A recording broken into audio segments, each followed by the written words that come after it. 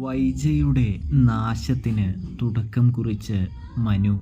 അങ്ങനെ പ്രിയ പ്രേക്ഷകരെ, കൂട്ടുകാരെ, മഴ തോരും മുമ്പേൽ നമ്മുടെ ഗംഗേട്ടനാണെങ്കിൽ വന്നിട്ട് എല്ലാവരോടുമായിട്ട് പറയുന്നുണ്ട് ബാലചന്ദ്രൻ സ്റ്റാലിനെ അന്വേഷിച്ചാണ് പോയിരിക്കുന്നത് എന്ന്. ഇതേ സമയമാണെങ്കിൽ ബാലചന്ദ്രൻ്റെ ഈ അപ്രതീക്ഷിതമായ നീക്കം എല്ലാവരെയും ഞെട്ടിപ്പിക്കുന്നത് കാണാനായിട്ട് കഴിയും. ശിവനൊക്കെ ആണെങ്കിൽ ചോദിക്കുന്നുണ്ട്, എന്തിനാ ബാലചന്ദ്രൻ അയാളെ അന്വേഷിച്ചു പോകുന്നത്, അതിൻ്റെ ആവശ്യകത എന്താണ് എന്ന് വരെ ചിന്തിക്കുന്നത് കാണാനായിട്ട് സാധിക്കും. ഇതേ സമയമാണെങ്കിൽ അതിനെക്കുറിച്ചൊന്നും എനിക്കറിയില്ല, അലീനയെ എന്തായാലും ഏൽപ്പിക്കാൻ വേണ്ടി തന്നെയാണ് ബാലചന്ദ്രൻ ഈ നീക്കം നടത്തുന്നത് എന്ന് പറയുന്നു. ഇവിടെയാണെങ്കിൽ ഗംഗേട്ടൻ വന്നതറിഞ്ഞ നമ്മുടെ വൈജയന്തിയാണെങ്കിൽ ഗംഗേട്ടനോട് സംസാരിക്കാനായിട്ട് വരുന്നൊരു കാഴ്ച കാണാനായിട്ട് സാധിക്കുന്നുണ്ട്. ഇതേ സമയം ഗംഗേട്ടനെ അന്വേഷിച്ചിട്ടും കാണുന്നില്ല. പുറത്തേക്ക് നോക്കുമ്പോൾ എല്ലാവരും, അതായത് അവർ 3 പേരും നിന്ന് സംസാരിക്കുന്ന ഒരു കാഴ്ചയാണ് കാണുന്നത് കേട്ടോ. അപ്പോഴാണെങ്കിൽ വൈജയ്ക്കാണെങ്കിൽ എന്തൊക്കെയോ സംശയങ്ങൾ തോന്നി തുടങ്ങുന്നുണ്ട്. വൈജയന്തിയാണെങ്കിൽ മറഞ്ഞു നിന്ന് എന്താണ് അവർ പറയുന്നതെന്ന് കേൾക്കാനായിട്ട് ശ്രമിക്കുന്നുണ്ടെങ്കിലും അലീന എന്നും സ്റ്റാലിൻ എന്നും ബാലചന്ദ്രനും എന്നൊക്കെയാണ് കേൾക്കുന്നത് എന്ന് കാണാൻ സാധിക്കും.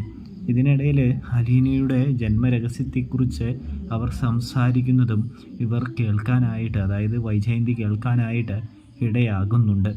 ഇതേ സമയം വൈജയന്തി ചിന്തിക്കുന്നുണ്ട്, അലീനയുടെ ജന്മരഹസ്യത്തെക്കുറിച്ച് ഇവരെന്തിനാണ് ചിന്തിക്കുന്നത്, അത് എന്തായിരിക്കും ആ രഹസ്യം, ഇവരതിനെക്കുറിച്ച് ചിന്തിക്കേണ്ട കാര്യം എന്താണ് എന്നൊക്കെ ചിന്തിക്കുന്നുണ്ട്.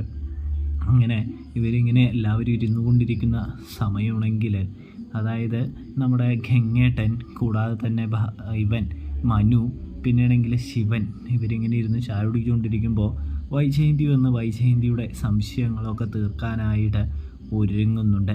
അങ്ങനെ ആദ്യ പ്രഹരം വൈജയന്തിക്ക് കൊടുക്കുന്നുണ്ട് നമ്മുടെ മനു. അതായത്, ആൻറ്റി അറിഞ്ഞില്ലേ, ബാലചന്ദ്രൻ ഞങ്ങളുടെ മകളല്ല അലീന, അപ്പോൾ പിന്നെ ആരുടെ മകളായിരിക്കും? ഞങ്ങൾ ഇത്രയും ടെൻഷൻ അടിക്കണമെങ്കിൽ, ഇത്രയും ഞങ്ങൾ ഇതിനെക്കുറിച്ച് ആലോചിക്കണമെങ്കിൽ എന്തായിരിക്കും കാരണം? ആൻറ്റിക്കൊന്ന് ഊഹിച്ചു നോക്കാൻ കഴിയുമോ എന്ന് ചോദിക്കുന്നു. അത് കേട്ടതും നമ്മുടെ വൈജയന്തിയാണെങ്കിൽ, മനു, നീ ഇങ്ങനെ അവിടെയും ഇവിടെയും തൊടാതെ ഇങ്ങനെ സംസാരിച്ചാൽ എങ്ങനെ മനസ്സിലാക്കാനാ? കാര്യം കൃത്യമായിട്ട് തന്നെ തുറന്നു പറയും, എന്നാലല്ലേ എനിക്ക് മനസ്സിലാവുള്ളൂ എന്ന് പറയുമ്പോൾ, ഇത്രയും പറഞ്ഞിട്ടും ആൻറ്റിക്ക് മനസ്സിലായില്ലെങ്കിൽ പിന്നെ ഞാൻ എന്ത് പറയാനാണ്, എന്ത് പറഞ്ഞിട്ട് എന്താണ് കാര്യം എന്ന് മനു ചോദിക്കുന്നു. ഇതേ സമയം വൈജയന്തിയാണെങ്കിൽ ഗംഗേട്ടനോടും ശിവനോടും ചോദിക്കുന്നുണ്ട്, എന്താണ് മനു പറഞ്ഞിട്ട് പോയതിൻ്റെ അർത്ഥം എന്താണ് എന്ന് ചോദിക്കുന്നു.